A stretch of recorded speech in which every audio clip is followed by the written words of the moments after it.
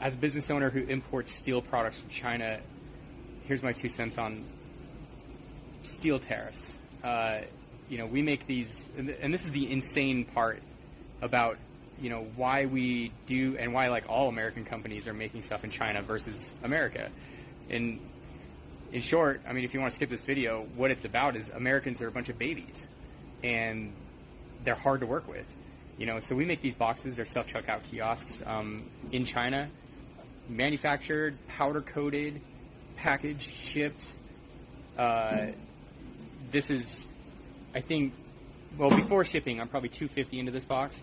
We send this design that we made to, we've been making these for like 6 years, like no problems. And then we send, tariffs got a little scary, so we send the designs to a bunch of companies in America. And all I'm getting are these emails about, well, how many are you going to make? If you're not going to make 500 at a time, we can't work with you. And then then maybe they can, they'll say, we'll make it. It's a huge pain in the ass for us, but we'll do it. But then, they want like $1,000 or $1,200, not powder coated, not packaged, not shipped. And like, to give you an example, I mean, we get these like, these custom like styrofoam, pieces that we put that are molded like around, the front of this that, the other piece of styrofoam like fits this perfect. And so they're not powder coating them. They're telling us you got to come get them and take them to a powder coater, and we're not going to help you with that. Or like, so basically with a whole bunch of kicking and screaming, I can get an American company to make this for maybe $1,200, not powder coated, no packaging, no shipping. And I get this for like $250 in China. And then China says, like, how many do you want? You want 5 pieces? You want 100? You want 500? We don't care. And then the biggest thing I'm running into with American companies is that they're coming back and they're just saying like, well, how are we supposed to make this? And I'm like, well, I don't know. I gave you CAD designs. Like, look at the CAD designs. And they're like, but we don't know if, you're not telling us if we should weld this corner on here. And then they're sending me back these pictures of like the thing kind of taken apart.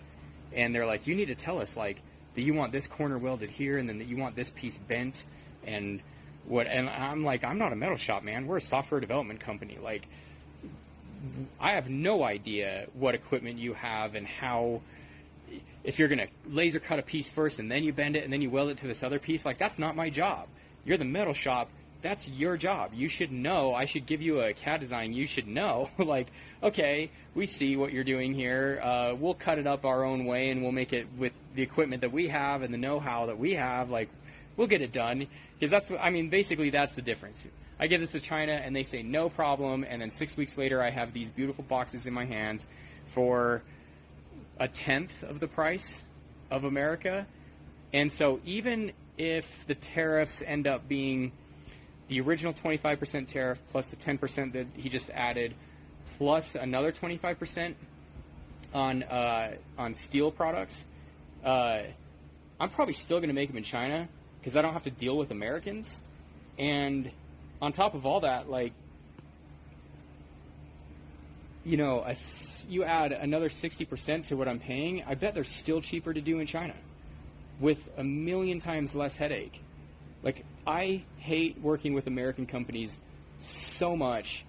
There are no words for me to describe how horrible of an experience it is working with American companies, especially in the steel industry. So his whole idea of like, we're going to bring all these jobs back to America, like, he would probably have to put a 200% tariff on all things from China for me to stop making these in China. Because I cannot find, and like I said, I've been doing this for 6 years, I cannot find a single American company that has been a breeze to work with. They've all been a fucking nightmare. And every single company I've ever talked to in China has just been like so easy to work with. Just, they'll tell you if they can do it or not, and then if they can't, they'll send you to their friend that does it, and they'll be like, these guys have the equipment, they can do it for you. So much easier. I can't, yeah. I mean, basically, all that these things are doing is I'm going to pay more for this. I'm going to raise my prices. My customers are going to pay more for this. they're going to raise their prices. The end user of this system is going to pay more. All of us are going to pay more because the Grand Cheeto is an idiot.